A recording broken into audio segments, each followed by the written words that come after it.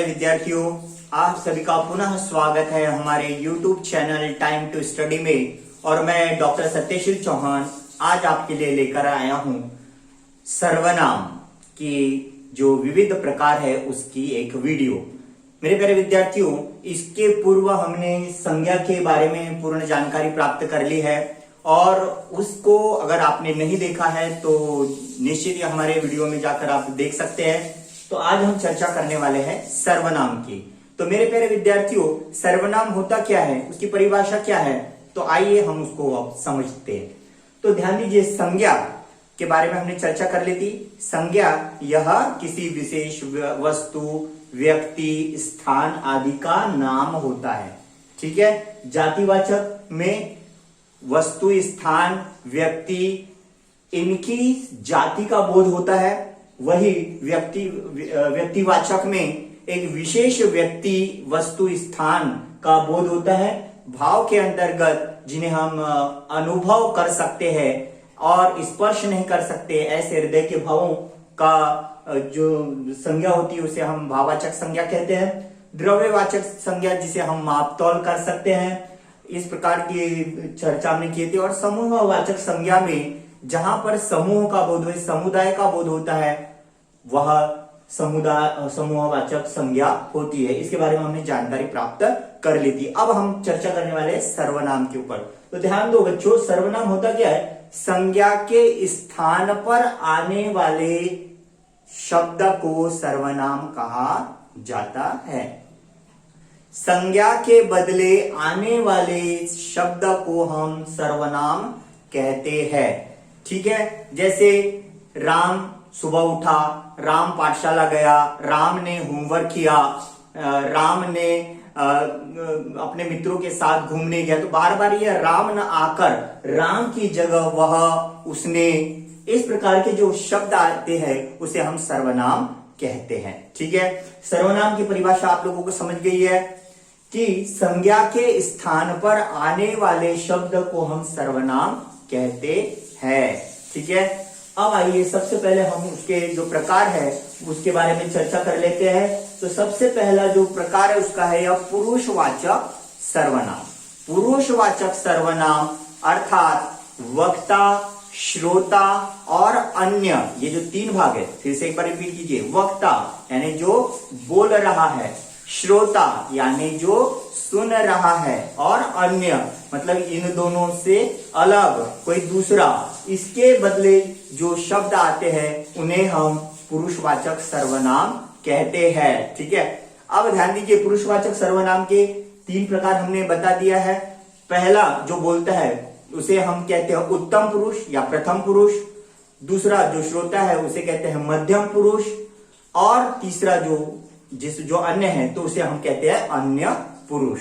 तो आइए सबसे पहले हम चर्चा करते हैं प्रथम या उत्तम पुरुष की। तो वक्ता यानी जो बोल रहा है। ठीक है। जैसे मैं बोल रहा हूं, मैं यहां वक्ता हूं, तो मैं अपने लिए यूज कर रहा हूं मैं, मेरा, मुझको।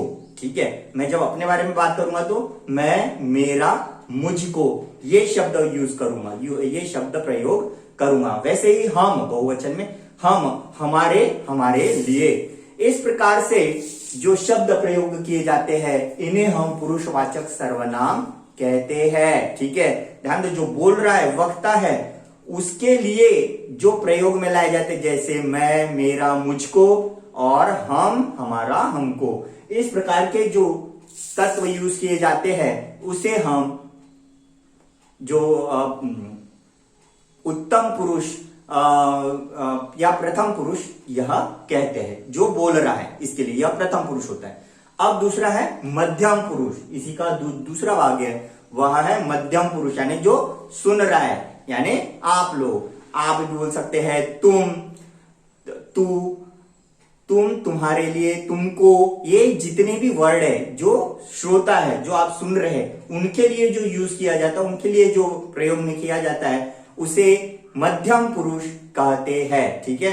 वक्ता है तो प्रथम पुरुष, इसके पूर्व हमने चर्चा कर ली। वक्ता है तो प्रथम पुरुष, और जो सुनता है, जो श्रोता है, वह है। और जो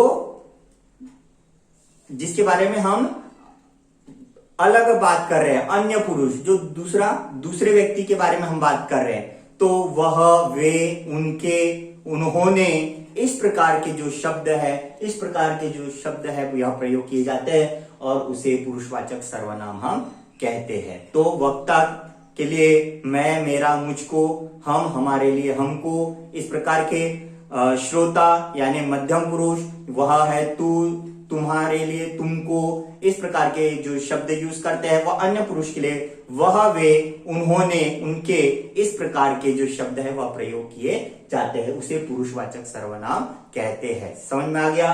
अब इसका जो दूसरा भाग है निश्चयवाचक सर्वनाम। निश्चयवाचक, इसके नाम से ही पता चलता है निश्चित है यह, है ना, निश्चितता बताता है, इसमें परफेक्टनेस होती है। तो ध्यान दीजिए, जो वक्ता है यानी जैसे मैं बोल रहा हूं, मैं वक्ता हूं, वक्ता के पास या दूर, ठीक है, कि निश्चित स्थिति को वह दर्शाता है।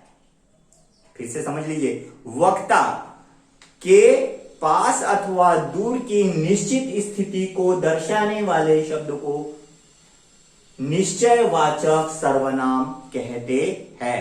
निश्चयवाचक सर्वनाम यानी यह, जो पास है तो यह, जैसे यह मेरी पेन है, ठीक है, और दूर रहा तो वह मेरी पेन है, तो यह, वह, ये निश्चितता दिखा रही है बेटा, इसलिए इसे निश्चयवाचक सर्वनाम कहा जाता है। ठीक है, निश्चयवाचक सर्वनाम समझ गया।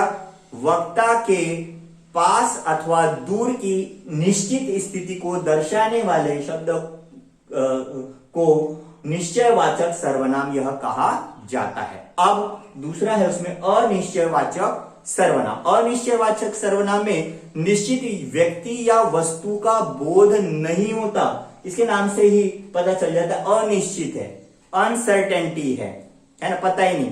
तो अनिश्चयवाचक सर्वनाम में निश्चित व्यक्ति या वस्तुओं का बोध नहीं होता, तो इसे हम अनिश्चयवाचक सर्वनाम कहते हैं। तो इसके क्या उदाहरण है? तो कोई, कुछ, किसी, इस प्रकार के जो शब्द हैं जो कि अनिश्चितता का प्रदर्शन कर, जैसे कोई आया होगा, उसमें कोई निश्चित नहीं है कि कौन है, पता नहीं। ठीक है, कुछ लाया होगा, कोई आया होगा, कुछ लाया होगा, तो कहने का तात्पर्य यह कि कोई अनिश्चित है, कुछ अनिश्चित है। वह किसी का बैग पड़ा है, तो किसी का यानी अनिश्चित हो गया, तो कोई, कुछ, इस प्रकार के अनिश्चित जो शब्द है इनका प्रयोग करते हैं तो उन्हें अनिश्चयवाचक सर्वनाम कहा जाता है। अब ध्यान दीजिए, निजवाचक, निज यानी निजी, पर्सनल, है ना, इसको निजता का हनन बोलते हैं, अपने स्वतः का। ठीक है, निज ये जो है शब्द, इसी से पता चलता है कि वक्ता या कर्ता जब स्वयं के अपनत्व का बोध कराता है या कर्ता के साथ अपनत्व का जो बोध कराता है वह शब्द निजवाचक सर्वनाम कहलाता है। जैसे मैं स्वयं आपको कुछ समझाना चाहता हूं, तो स्वयं ये शब्द किसके लिए यूज किया है मैंने? अपने लिए। ठीक है, मैं अपने आपके लिए हमेशा कुछ ना कुछ बनाता रहता हूं। मैं अपनी स्वयं प्रेरणा से, स्वयं आ गया, अपने आप आ गया, खुद आ गया, है ना, खुद होकर आगे बढ़ो तो पता चले। तो स्वयं, खुद, स्वयं, अपने आप, इस प्रकार के जो शब्द है यह क्या कहलाते हैं? निजवाचक सर्वनाम। जब वक्ता या कर्ता से अपनत्व का संबंध बताता है तब उसे हम निजवाचक सर्वनाम कहते हैं। समझ में आ रहा है? उसी प्रकार अब आ गया प्रश्नवाचक। इसके प्रश्नवाचक, प्रश्न से ही समझ में आ गया कि यहां पर प्रश्न पूछे जाते हैं, किसी के बारे में प्रश्न पूछे जाते हैं। जैसे किसने, क्या, कौन, कब, समझ में आ रहा है ना? तो इस प्रकार के जो शब्द है वह प्रयोग किए जाते हैं। ऐसे ही शब्दों को प्रश्नवाचक सर्वनाम कहा जाता है। अब ध्यान में रखने वाली यह है कि निर्जीव के लिए कौन, ठीक है, कौन आया होगा? तो कोई ना कोई सजीव आया होगा। और क्या ये जो होता है यह निर्जीव वस्तुओं के लिए प्रयोग किया जाता है। सजीव के लिए कौन, ठीक है, और निर्जीव के लिए क्या। तो इस प्रकार प्रश्नवाचक सर्वनाम में प्रश्न पूछा जाता है, किसने, क्या, कौन, कब, इस प्रकार के जो प्रश्न है यह पूछे जाते हैं। तो ऐसे सर्वनाम को प्रश्नवाचक सर्वनाम कहा जाता है। अब आइए हम बताते हैं संबंधवाचक सर्वनाम।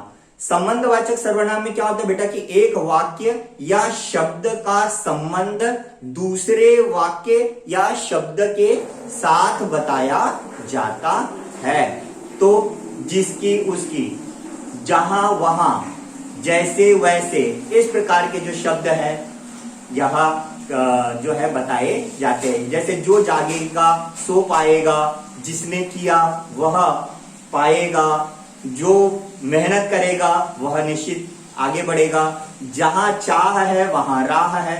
इस प्रकार के संबंधवाचक सर्वनाम कहलाते हैं। ऐसे शब्दों को हम संबंधवाचक सर्वनाम कहते हैं। तो मेरे प्यारे विद्यार्थियों, आज के लिए सर्वनाम का ये जो टॉपिक है हम इसे कंप्लीट करते हैं। ऐसी छोटी छोटी वीडियो हम बनाकर पूरा जो कोर्स है हम ये कंप्लीट करने वाले हैं। तो बने रहिए हमारे YouTube channel time to study.